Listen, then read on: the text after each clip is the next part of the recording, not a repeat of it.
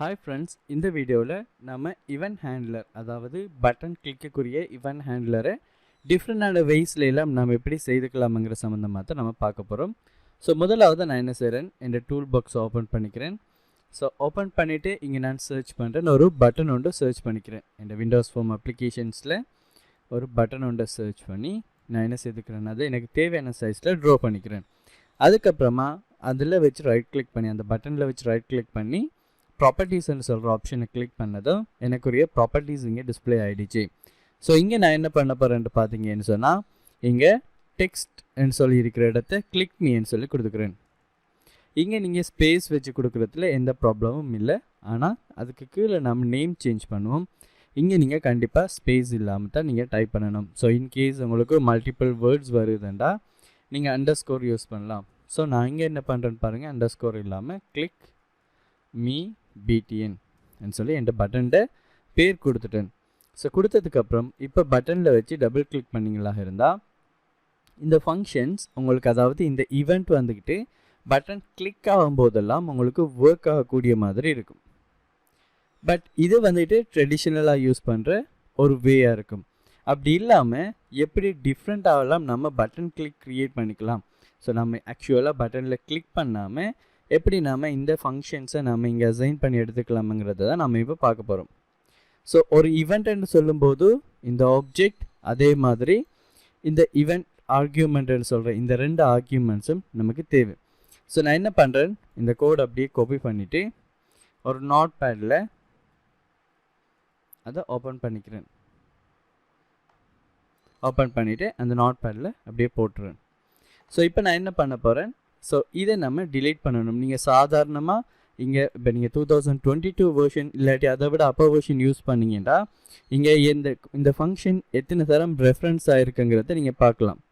But இப்படி reference ஆகிருக்கும்போது நீங்கள் நார்மலாகவே இதை அழிச்சு விட்டீங்களாக இருந்தால் உங்களுக்கு என்ன நடக்கும்னு சொல்லி பார்த்தீங்கன்னா இந்த மாதிரி உங்களோட டிசைன்ஸ் இல்லாமல் போயிடும்.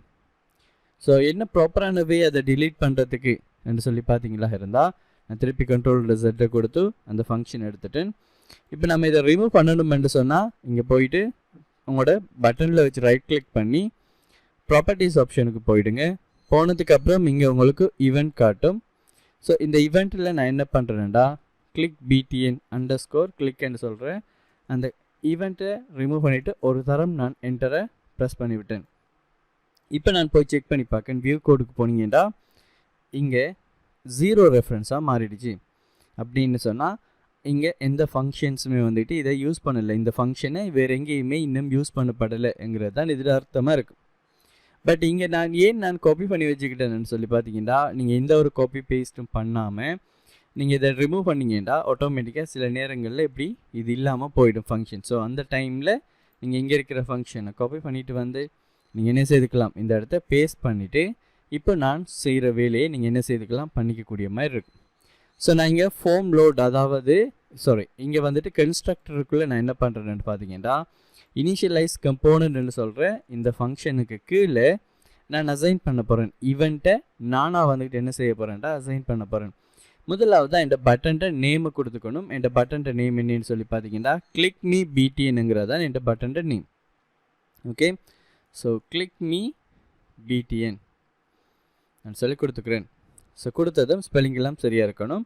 நான் டாட் பண்ணிவிட்டு எனக்கு கிளிக் ஈவெண்ட் நடக்கும்போது தான் எனக்கு என்ன செய்யணும், இந்த ஃபங்க்ஷன் வந்துட்டு எக்ஸிக்யூட் ஆகணும்ங்கிறதுக்காண்டி கிளிக் என்று சொல்லி கொடுத்துட்டு நான் என்ன பண்ணுறேன்னு பாருங்கள், ப்ளஸ் ஈக்குவல் நீங்கள் ஆட் பண்ணிக்கணும். ஸோ ப்ளஸ் ஈக்குவல் ஆட் பண்ணதுக்கப்புறம் நியூ ஈவெண்ட்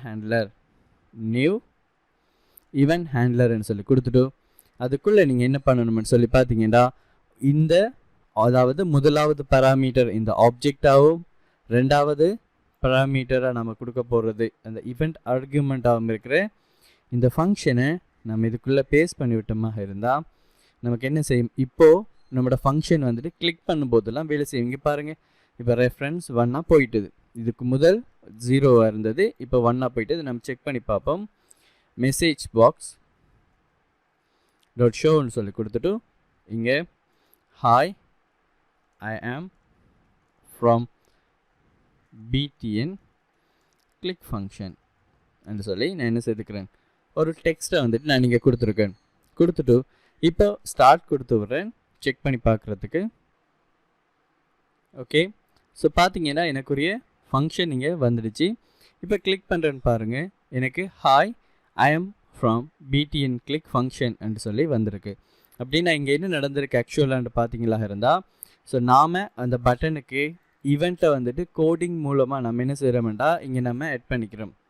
சரி, அப்போ இதுதானா ஒரு வே என்று சொல்லி கேட்டிங்கன்னா கண்டிப்பாக கிடையாது. இது ஒரு வே. இதோட சேர்த்து பார்த்தீங்கன்னா இன்னும் நம்ம சில வேயில் நிறைய வேஸில் செய்யலாம். அதில் சிலது நம்ம இங்கே பார்ப்போம். ஸோ இந்த கோடை கமெண்ட் பண்ணிக்கிறேன். இது ஒரு வே ஏற்கனவே பார்த்தது. அடுத்த வேணின்னு சொல்லி பார்த்தீங்கன்னா ஒரு ஈவெண்ட்டை நீங்கள் தான் ஆட் பண்ணணும்னு சொல்கிற அவசியம் கிடையாது. நீங்கள் டைரெக்டாகவே எப்படியும் நீங்கள் என்ன பண்ணிக்கலாம், இதை ஆட் பண்ணிக்கக்கூடிய மாதிரி இருக்கும். சரிங்களா? ஸோ இது அப்டேட்டட் வெர்ஷனில் எல்லாம் இந்த ஃபீச்சர்ஸ் வந்துட்டு உங்களுக்கு ஒர்க் பண்ணக்கூடிய மாதிரி இருக்கும். ஸோ இங்கே நான் எக்ஸிக்யூட் பண்ணுறேன்னு பாருங்கள் திருப்பி. ஸோ இப்போது கிளிக் பண்ணுறேன், எனக்கு சேம் அவுட்புட் வந்துட்டு எனக்கு இங்கே டிஸ்பிளே ஆகக்கூடிய மாதிரி இருக்கும். ஓகே, ஸோ இதை தாண்டி வேறு ஏதாவது வழி இருக்கான்னு கேட்டிங்கன்னா எஸ் ஷுவர், அங்கேயும் உங்களுக்கு இன்னொரு வேஸ் இருக்குது பாருங்கள். ஸோ திருப்பி நான் என்ன பண்ண போகிறேன், டெலிகேட்ஸை யூஸ் பண்ணி நான் இங்கே அதுக்குரிய ஃபங்க்ஷன்ஸை நான் அக்சஸ் பண்ண போகிறேன். எனக்கு இது தேவையில்லை, இப்போது இந்த ஃபங்க்ஷன்ஸ் தேவையில்லை, நான் ரிமூவ் பண்ணிவிட்டு இல்லாட்டி இதை கமெண்ட் பண்ணிக்குவோம். ஸோ இன்கேஸ் நீங்கள் யூஸ் பண்ணுறதுக்கு ஹெல்ப்ஃபுல்லாக இருக்கும். நான் இப்போ கமெண்ட் பண்ணிக்கிட்டு நான் இப்போ இந்த ஃபங்க்ஷன்ஸாக எடுக்காது வந்துட்டு ஜஸ்ட் ஒரு கமெண்ட்டாக தான் இருக்கும் வந்துட்டு. இங்கே நான் என்ன கொடுக்கணும்னு சொன்னால் இந்த கிளிக் மீ பிடிஎன் டாட் இங்கே என்ன பண்ண போகிறேன், கிளிக் ஃபங்க்ஷன்ஸுக்கு எழுத போகிறேன். கொடுத்துட்டு இங்கே டெலிகேட்ஸை கால் பண்ணணும். டெலிகேட்ஸ் கால் பண்ணிவிட்டு ஓப்பன் கேர்லி ப்ராக்கெட்டுக்குள்ளே இங்கே நமக்கு மெசேஜ் பாக்ஸ் தானே தேவை இல்லையா? ஸோ நான் இந்த மெசேஜ் பாக்ஸில் கோடிங்க அப்படியே காப்பி பண்ணி கொண்டு வந்து இங்கே நான் பேஸ்ட் பண்ணிவிட்டேன். பேஸ்ட் பண்ணதுக்கப்புறம் நான் இங்கே அந்த லைனிங் கம்ப்ளீட் பண்ணி விட்டேன். ஸோ இந்த இடத்த ப்ளஸ் ஈக்குவல் கொடுத்துக்கணும். So I forgot. So plus equal கொடுத்தா அது எல்லாமே ஓகேவாக இருக்கும். இப்போ நீங்கள் இதை இந்த மாதிரியும் நீங்கள் எழுதிக்கலாம்,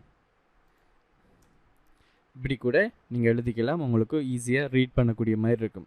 ஓகே, இதை நான் எக்ஸிக்யூட் பண்ணுறேன்னு பாருங்கள். ஸோ இப்போ என்ன அவுட்புட் வருதுன்னு சொல்லி. ஓகே, இப்போ கிளிக் பண்ணுறேன்னு பாருங்கள், சேம் அவுட்புட் உங்களுக்கு டிஸ்பிளே ஆகுது. ஸோ பாருங்கள், டெலிகேட்ஸை யூஸ் பண்ணி நீங்கள் இந்த பட்டன் கிளிக் ஆகும்போது வேறு ஏதாவது ஒரு கிளாஸில் நீங்கள் கால் பண்ணியிருக்கிறீங்க அந்த ஃபங்க்ஷனை, அந்த ஃபங்க்ஷன்ஸ் நடக்கணும்னு சொன்னால் நீங்கள் என்ன பண்ணிக்கலாம், ஈஸியாகவே இதை நீங்கள் செய்துக்கக்கூடிய மாதிரி இருக்கும். கண்டினியூஸாக வீடியோஸை பாருங்கள். நம்ம இப்போது சின்ன சின்ன டாபிக்ஸாக பார்க்க, அதுக்கப்புறம் அட்வான்ஸ் சாஃப்ட்வேர் இன்ஜினியரிங்னு சொல்கிற இந்த கேட்டகரிஸுக்குள்ளே நம்ம பார்க்கும்போது அப்போது நம்ம படித்த அட்வான்ஸ் ஷாப்பில் இருக்கிற நிறைய ப்ராஜெக்ட் வந்துட்டு நம்ம செய்வோம். ஸோ அந்த டைமில் நீங்கள் ஈஸியாகவே இந்த சேனலோடாக அண்டர்ஸ்டாண்ட் பண்ணிக்கக்கூடிய மாதிரி இருக்கும். அப்போது இது மட்டும் தான வழி கிடையாது, இன்னொரு வழியும் நம்ம பார்க்க போகிறோம். ஸோ என்ன செய்கிறேன், சேம் ஃபங்க்ஷன்ஸை எப்படி யூஸ் பண்ணிக்கிறேன். அதாவது இந்த பட்டன் கிளிக் ஆகும்போது இங்கே ப்ளஸ் ஈக்குவல் கொடுத்துட்டோம், எரோ ஃபங்க்ஷன் இங்கே நம்ம கொடுக்க போகிறோம். சரிங்களா? ஸோ எரோ ஃபங்க்ஷன்ஸ் கொடுக்க போகிறோம். ஸோ இந்த எரோ ஃபங்க்ஷன்ஸில் 2 டேட்டா எக்ஸ்பெக்ட் பண்ணுது. ஒன்று வந்துக்கிட்டு சென்டர் அப்படின்னு சொல்கிற ஒரு ஃபங்க்ஷன்ஸ், அதாவது நம்ம கொடுக்க வேண்டிய டேட்டா, அடுத்தது ஆர்கியூமெண்ட்ஸ். இங்கே நம்ம 2 டேட்டாஸ் கொடுக்கணும். கொடுக்கும்போது அந்த டேட்டாவோட டைப்பை வந்துட்டு நம்ம என்ன செய்துக்கணும், இங்கே நம்ம கொடுத்துக்கக்கூடிய மாதிரி இருக்கும். ஸோ இப்போதைக்கு நான் என்ன செய்துக்கிறேன், இதை ரெண்டையுமே இப்படி கால் பண்ணிக்கிறேன். கால் பண்ணிவிட்டு அரோ ஃபங்க்ஷனை கால் பண்ணுறேன். இங்கே நம்மளோட மெசேஜ் பாக்ஸ் டாட் ஷோ, அதாவது இங்கே நம்ம கொடுத்த அதே மெசேஜை இங்கே கொடுத்துக்கலாம். ஸோ இப்போ பாருங்கள், இப்போது ஒரு லைனில் இந்த அரோ ஃபங்க்ஷனை யூஸ் பண்ணி கூட நான் கால் பண்ணிட்டேன். இப்போ எக்ஸிக்யூட் பண்ணுறேன்னு பாருங்கள்.